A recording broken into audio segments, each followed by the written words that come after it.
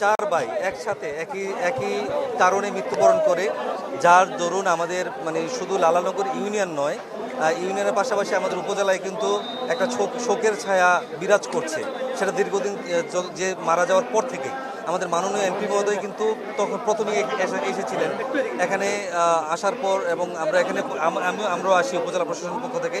তো এরপর থেকে আমরা বিদেশ থেকে ওমান থেকে তাদের লাশগুলো সুন্দরভাবে স্মুথলি দেশে আনার ক্ষেত্রে কিন্তু আমাদের মাননীয় এমপি মহোদয় থেকে শুরু করে আমরা কিন্তু সার্বক্ষণিক যোগাযোগ করছি। ওমান যে এম্বাসি আছে আমাদের, ওমান অস্ত যে বাংলাদেশি যে এম্বাসি, সেখানে দূতাবাস, ওনাদের সাথে প্রতিনিয়ত যোগাযোগ হচ্ছেন এবং আমাকে বিশেষ করে নির্দেশনা দিয়েছেন যে এটা যাতে স্মুথলি সুন্দরভাবে জানাজা পর্যন্ত সুন্দরভাবে সম্পন্ন হয় সেটা আমরা দেখভাল করার জন্য। সেই ক্ষেত্রে আমরা সার্বক্ষণিকভাবে আছি এবং বিশেষ করে যে এক ভাই জীবিত আছে, তার মানসিক অবস্থা খুবই খারাপ। তার সাথে কথা বলতে গেলেও মানে সে যেমন অনেক জিনিস কথা রিসিভ করতে পারে না বা কথা বলতে পারে না।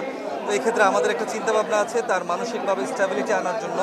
আমি একটু স্টেবিলিটি আনার জন্য যদি কোনো মনোরোগ বিশেষজ্ঞ বা কোনো সাইকিয়াট্রিস্ট প্রয়োজন হয়, সেক্ষেত্রে একটা থেরাপির চিন্তাভাবনা আছে আমাদের পক্ষ থেকে।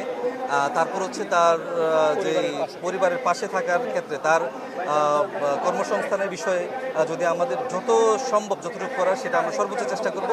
এবং বিশেষ করে যে চারজন মৃত্যুবরণ করেছেন ওনাদের মৃত্যু পরবর্তী সময়ে বাংলাদেশ সরকারের পক্ষ থেকে যে ধরনের সুযোগ সুবিধাগুলো আছে, যেমন প্রতি প্রবাসী যারা মৃত্যুবরণ করে প্রত্যেকের জনপ্রতি 3 লক্ষ টাকা করে, সেগুলো আমরা অ্যাজ সুন অ্যাজ পসিবল দাফনের জন্য 35 অলরেডি হ্যান্ডওভার করা হয়েছে।